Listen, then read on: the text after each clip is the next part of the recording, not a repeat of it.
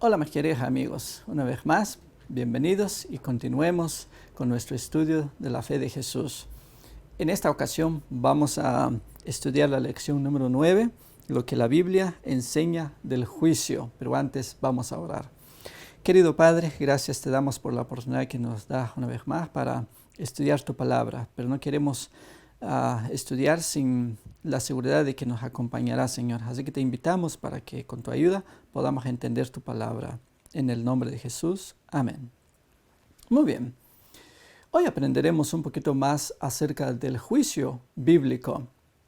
Si yo te preguntara a ti, ¿alguna vez has asistido en un juicio? Quizá no fue usted el acusado, quizá simplemente acompañó a algún amigo, a algún familiar.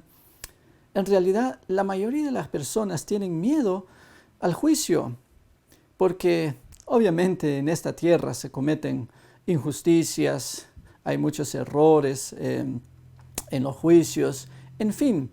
Y al pensar en el juicio de Dios, pensamos que es parecido al juicio terrenal. Sin embargo, veremos en la Biblia ahora por qué el juicio de Dios es muy diferente y por qué no deberíamos nosotros tener miedo al juicio de Dios. Veamos, por ejemplo, en la siguiente pregunta para comenzar nuestro estudio, que dice lo siguiente: ¿sobre qué hará Dios el juicio? Veamos en el libro de Eclesiastés, capítulo 12 y verso 14, que dice lo siguiente: porque Dios traerá toda obra a juicio, juntamente con toda cosa encubierta, sea buena o sea mala. ¿Sobre qué hará Dios el juicio?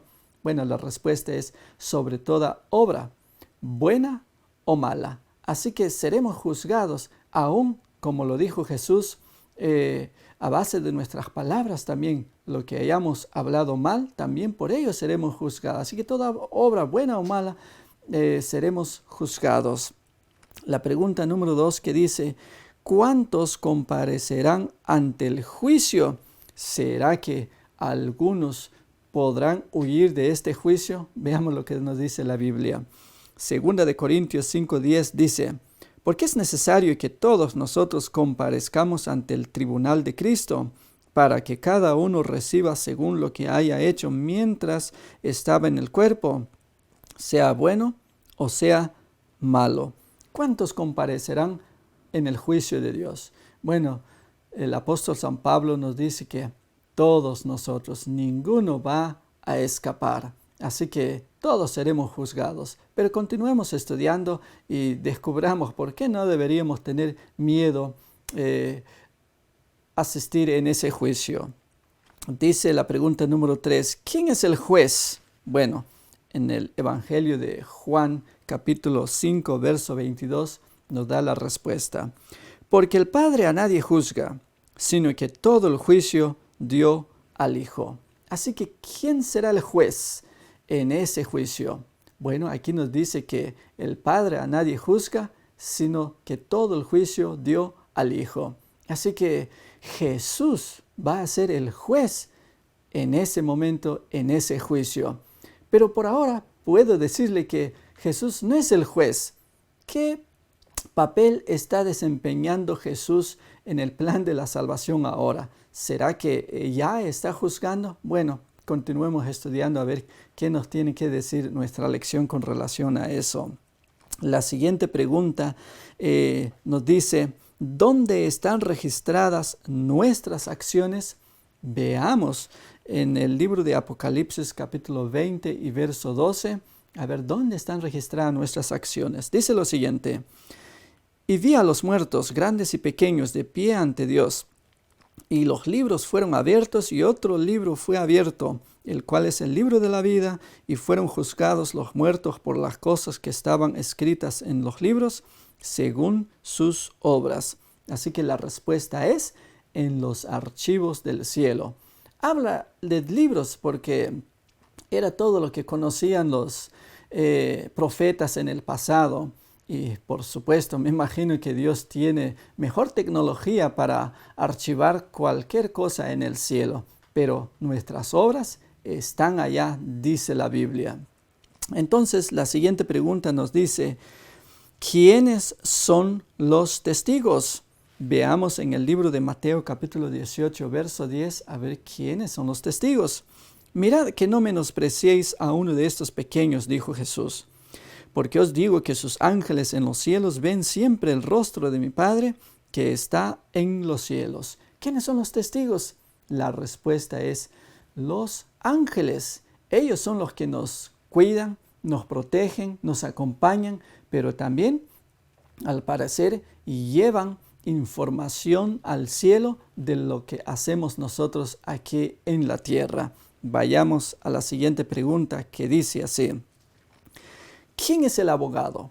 Bueno, veamos en el libro de Juan, en su primera carta, en el capítulo 2, verso 1, escribe lo siguiente: hijitos míos, estas cosas os escribo para que no pequéis. Y si alguno hubiere pecado, abogado tenemos para con el Padre, a Jesucristo el justo. ¿Quién es nuestro abogado?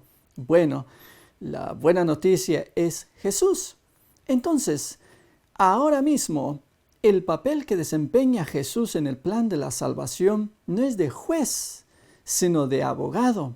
Por esta razón, no deberíamos tener miedo del juicio que habla la Biblia, porque nada menos nuestro abogado, quien defiende nuestro caso, es Jesús. Y Él es el mejor abogado de todos los abogados. Jamás ha perdido ni perderá ningún caso ante Dios. Pero claro, Él no va a defender a nadie si ninguno se acerca a Él con corazón contrito y sincero, arrepentido, para pedirle perdón a Él. Así que, pero por ahora, Él es nuestro abogado y podemos aprovechar el tiempo que mientras Él desempeña ese papel de abogado para defendernos, acercarnos a Él, pedirle su perdón y Él nos perdonará. Ahora, ¿por cuál código seremos juzgados? Santiago 2:12 dice: así hablad y así haced como los que habéis de ser juzgados por la ley de la libertad. Así que la respuesta es la ley, por la ley de la libertad. La siguiente pregunta dice: ¿cuál será la sentencia? Jesús escribió muchas parábolas y en el libro de Mateo capítulo 25, desde el versículo 31 hasta el 46, nos habla acerca de dos grupos. Un grupo quienes hicieron la voluntad de Él y otro grupo que no hizo la voluntad de Él. Y veamos ¿qué les dijo Jesús a ambos grupos? Porque al final de cuentas no existen tantos grupos en la tierra, no existen tantas religiones, tantas organizaciones. Delante de Dios, Dios en el cielo puede ver solamente dos grupos aquí en la tierra, dos clases de personas nada más, porque solamente existen dos jefes, Dios y Satanás. Por eso solamente hay dos iglesias, la de Satanás y la de Cristo. No hay muchas organizaciones, así que y solamente hay dos clases de personas, los hijos de Dios y los hijos del enemigo. Y entonces a ambos grupos Jesús se dirige de esta manera en Mateo 25:46, e irán estos al castigo eterno y los justos a la vida eterna. Aquellos que no lo buscaron a Él, ni le entregaron el corazón a Él, e irán a la perdición, dice. Y los que buscaron y aceptaron a Jesús como su Salvador, e irán a la vida eterna. Esta va a ser la sentencia final para ambos grupos. Ahora, la grande pregunta es: ¿a qué grupo le gustaría a usted pertenecer en aquel día cuando Dios inicie este juicio? O seguramente, ¿cómo nos gustaría estar en el grupo de los salvados a quienes Jesús les vaya a decir: ustedes bienvenidos aquí en mi reino, porque me aceptaron como su Salvador, entregaron su corazón a mí, así que entren a gozar de las moradas eternas? ¿No le gustaría eso con su familia? Oh, claro que sí, que eso sea tu deseo. Así que, ¿qué debo hacer? Creer en Jesús y aceptarlo como mi Salvador, venerar a Dios y guardar sus mandamientos. Mi resolución: acepto a Jesús como mi abogado, deseo respetar y obedecer los mandamientos de Dios. Así que, repito, mi querido amigo y amiga, mi querido hermano, Ahora es el momento para aprovechar, acercarnos a Dios. ¿Sabe por qué?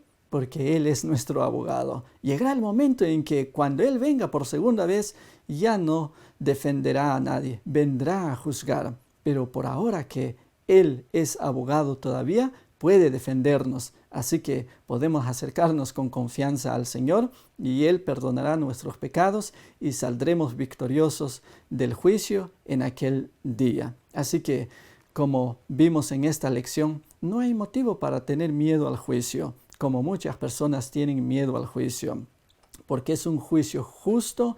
Quien será nuestro juez es quien nos está defendiendo ahora. Así que vale la pena aprovechar el tiempo. ¿Te gustaría aceptar al Señor como tu abogado para defender tu caso ahora mismo? Bueno, que esa sea tu decisión. Ahora vamos a orar.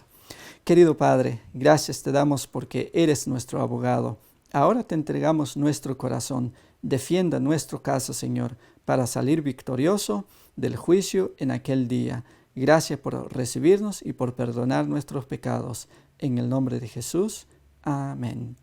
Así, mi querido amigo y amiga y hermano, una vez más hemos llegado al final de una lección más, así que no olvide acompañarnos en la próxima lección. Que Dios te bendiga.